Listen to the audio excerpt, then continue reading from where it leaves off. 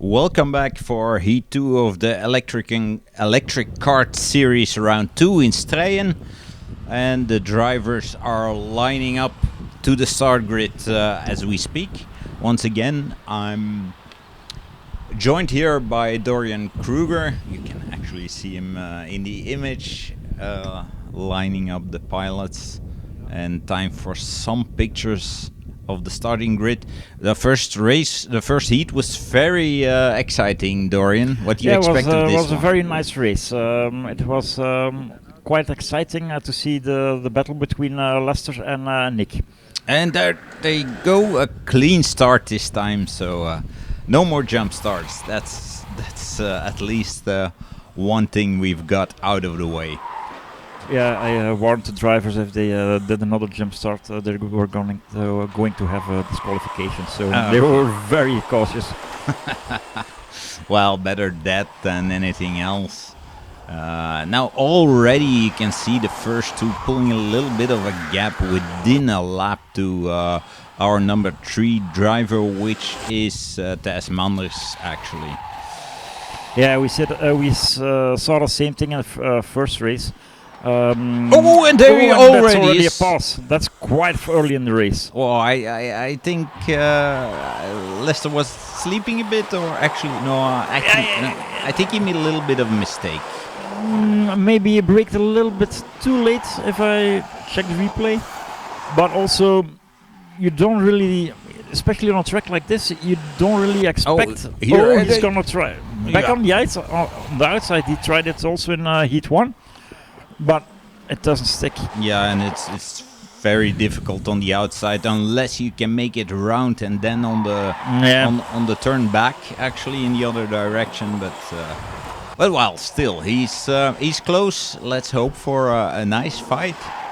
Yeah, we see a little bit of replays like Heat 1. Same thing. Nick is driving quite defensive, and Lester is really using the track just to find a little bit of time gain. You see it's very obvious in this corner. But he just can't make it stick. I think he needs to be a little bit more aggressive, actually. And Nick probably also learned from his, mistakes is a big word, but you know what I mean? He learned where he was passed, so Of course, and he also had the few laps at the end, I think it were 6 or 7 laps, that he was able to study the technique of Lester. So, like I said in race 1, you can see where... that was close. Axel was passed there by Michael Vollmering. Yeah, actually the corner before they were already a little bit fighting. I think Lester is losing some... Yeah, now he's losing ground somehow. Definitely. Let's see what the difference is. Well, 3/10, so that's quite the same. Well, he's still within reach, but he's not on the back bumper. He's not really putting the pressure the same way as he was last race. It's difficult to say, but if I look at his driving style, he looks like he's driving a little bit more secure. If you see the exit of Nick in the last corner, he really went wide to gain his speed, and Lester kept it quite tight. So yeah, the difference is now up to 4/10, while number 3 in the race, Thijs Manders, is up to 4 seconds. And then we have a fight within the second. There's Michael Vollmering and Axel de Massenaar. Yeah. And a bit further back, NP de Hoop and Arthur de Massenaar. Now, while in front, it stays a little bit of the same this way. It doesn't. I think, they drive the same. But if you look at this, it's very unbelievable how defensive Nick goes in the hairpin. And really, with this gap, I don't really quite know why he would do that, because normally you lose some time with it. But Now, obviously, this is obviously the second heat, so they all made some changes to their setup and something, so that might affect. Now, it seems like Leicester is now really losing a bit of time in this midsection. Like I said in race 1, once it's a half a second, the leader can relax a little bit. Still keep your head down, but the pressure is off. Yeah, and then he doesn't need to take the defensive line, so he can actually run away a little bit more. Of course, then he will go faster. But what I wanted to say in Heat 1, some drivers, like me, myself actually, I prefer a driver close on my back, because it keeps you more focused. It sounds a bit weird, but it makes you keep your edge on. You know? Some people need the pressure to perform. Yeah, then there was a little bit of a slight careless moment. Few small mistakes. But that's all losing him a little bit of time, and well, he's definitely out of reach at the moment. It's not that he's far behind, but and there Tess is signaling his teammate to pass him. The Dutch front, actually. Yes, indeed. There we see it in the very replay obvious. again. I don't know why exactly he had the third place before, but well, anyway, probably he felt sorry for his maybe the fact he needed to give up last race. Now, probably he probably thinks about the points. Oh yeah. His race is Fubar anyway, so I think he's offering his race to help his companion.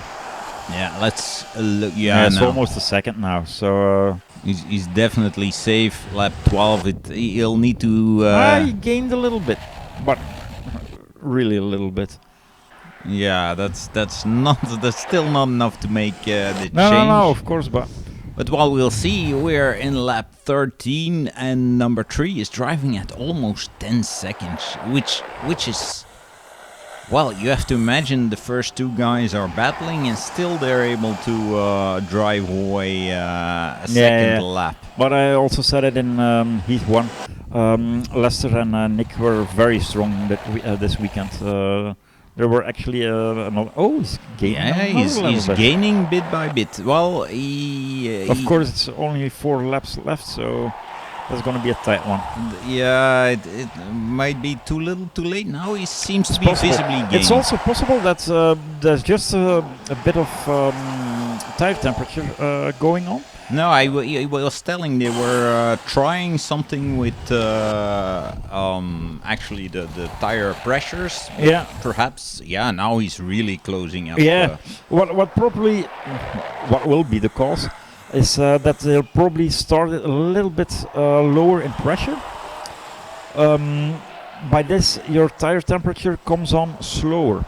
By this point, Nick is probably also already starting to slide because his tire pressure is going too high, while Lester is now actually in the best the window. circumstance, and the best window of his tires. Yeah, and as you can see, it went down in 3 laps from almost 0.9 to and here 0.6. we see Arthur de Massenaar, who knew they were coming, so he took voluntarily a pit stop just to make sure he didn't drive as a roadblock for the first two. As an extra chicane. Now it seems like they're within a half second, but 2 laps to go. It'll be too little, too late, don't you think? Yeah, last 2 laps. So it's under 5 tenths. So never give up. Yeah, well, at the very least, Nick should feel some pressure. That's for sure. And if you watched the first race when Lester made this little mistake, it was also 5 to 6 tenths. And it was close right up. Yeah, it was. So it needs only a little mistake from Nick and. But he's a seasoned driver on the other hand. Yeah, they're very close now, but Lester can only hope for a mistake. 3 tenths, but they're driving their heart out at the moment. Yeah, they're going for it. Yeah. And as you can see, Nick is already going back to a more defensive drive line, but it's also last lap. So the last few corners. I'd also defend. actually in this situation. Last 2 corners, there's really nothing he can do anymore. No. But it's still, it gave us some tension at the end of the race, quite close. I'm Let's curious see. for the 2 tenths. almost. Yeah. But then again, 14 seconds for number 3. They're legal on their own, so. Yeah. At the moment, the rest needs to pick up the pace a little bit. Yeah. Anyway, so this was a nice race. So Tess Manders finished 3rd. There are no penalties given this time. Axel de Massenaar 2 seconds behind that, and then we have a small gap to Michael Volmering. Why did he fall? He fell back because he had front fairing, so he had a 5-second penalty. Yeah, he had a penalty. And then we have Nathan Percy de Hoop, and we'll hear from the top 3.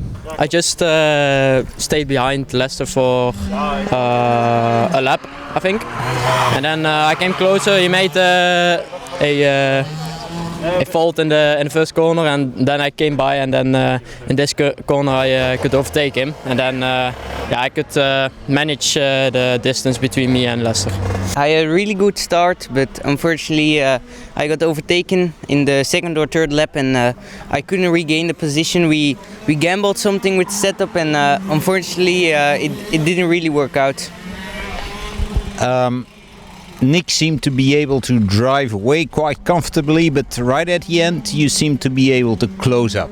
Yeah, right at the end the setup finally started working, so I could close back up. But yeah, the race was really almost really lost at that point. So yeah, unfortunately couldn't regain a position. Yeah, the start was better than the first one, and then I couldn't keep the guys from front up, so I'm trying to help my other colleague to get a podium. Michael, finally back to P3. Yes, but it's P4 because I have 5-6 penalty. The speed is there, so we will see what we can do in the next race.